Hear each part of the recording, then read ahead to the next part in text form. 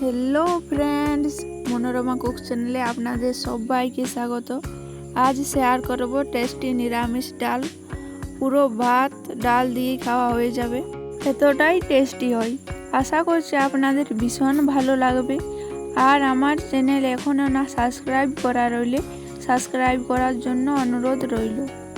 এখানে হাফ বাটি মতো মুগ ডাল নিয়েছি। কড়া গরম করে শুকনো কড়াইতে মুগ ডাল ভেজে নিচ্ছি। অনবরত নাড়াচাড়া করছি যাতে করে ডালের দানাগুলো সমানভাবে ভাজা হয়। ততক্ষণ পর্যন্ত নাড়াচাড়া করব যতক্ষণ না ডালের গায়ে হালকা রং ধরে যাচ্ছে আর ডাল থেকে ভাজা হয়ে সুন্দর গন্ধ বেরোচ্ছে। ডালে হালকা রং ধরে এলে ডালের মধ্যে জল ঢেলে দিচ্ছি। ডালটাকে জল দিয়ে ভালো করে ধুয়ে জলটা ফেলে দেব। আর তারপর আমি ডালটা সেদ্ধ করে নেব। জল ফেলে দেওয়ার পর এখানে আবার দিয়ে দিচ্ছি পরিমাণ মতো জল ডাল সেদ্ধ হওয়ার জন্য। ডাল একটুখানি গরম হওয়ার পর বা ফুটতে শুরু হওয়ার সময় দেখবেন এভাবে ফেনা ফেনা ভেসে উঠছে। এগুলোকে কিন্তু যতটা সম্ভব এভাবে চামচ দিয়ে তুলে ফেলে দিতে হবে। এতে করে ডালটা তাড়াতাড়ি যেমন সেদ্ধ হবে, স্বাদও হবে ভালো। আর ডালের মধ্যে থাকা নোংরাগুলো বের হয়ে যাবে। দুটি তেজপাতা ও লবণ হলুদ দিয়ে ডালটা ঢাকা দিয়ে সেদ্ধ করে নেব।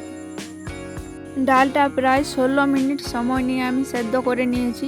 আর এখানে দেখুন ডালটা সেদ্ধ হবে কিন্তু এরকম দানা দানা থাকবে। এর থেকে বেশি নরম করে সিদ্ধ করার প্রয়োজন নেই। ডালটা এখন আমি অন্য একটা পাত্রে তুলে নেব।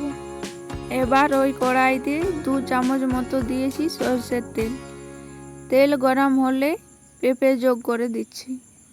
যারা পেঁপে খেতে চায় না, এভাবে ডালের সাথে পেঁপে রান্না করলে তারাও খেয়ে নেবে। পরিমাণ মতো লবণ হলুদ দিয়ে পেঁপেকে এই পর্যায়ে আমরা একটু ভেজে নেব ঢাকা দিয়ে দিয়ে।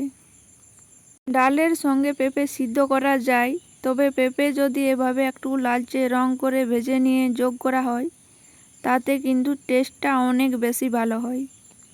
2 বার ঢাকা দিয়ে দিয়ে আমি পেঁপে ভেজে নিয়েছি। পেঁপেতে লালচে রং ধরে গেছে। পেঁপেটা মোটামুটি 90% ভাজা হয়ে গেছে। এবার ভেজে নেওয়া পেঁপেগুলোকে ডালের মধ্যে তুলে রাখবো।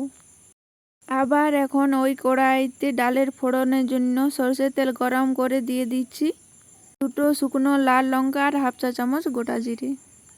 ফোড়ন ভাজা হয়ে গেছে। এবার পরিমাণ মতো হলুদ গুঁড়ো, হাফ চা চামচ ধনে জিরে গুঁড়ো জলের সঙ্গে মিশিয়ে যোগ করলাম।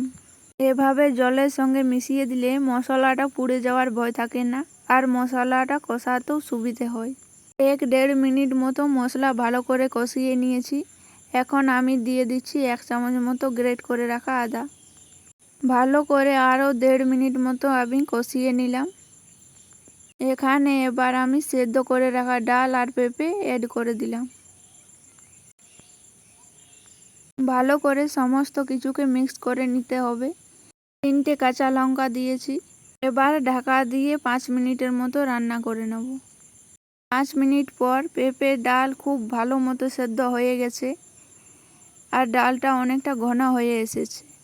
সেই জন্য গরম জল দিয়ে দিচ্ছি। এখন সব শেষে সুন্দর ফ্লেভারের জন্য দিয়ে দিচ্ছি হাফ চা চামচ স্পেশাল মশলা, যেটাতে জিরে দারচিনি এলাচ ভেজে গুঁড়ো করে নিয়েছিলাম।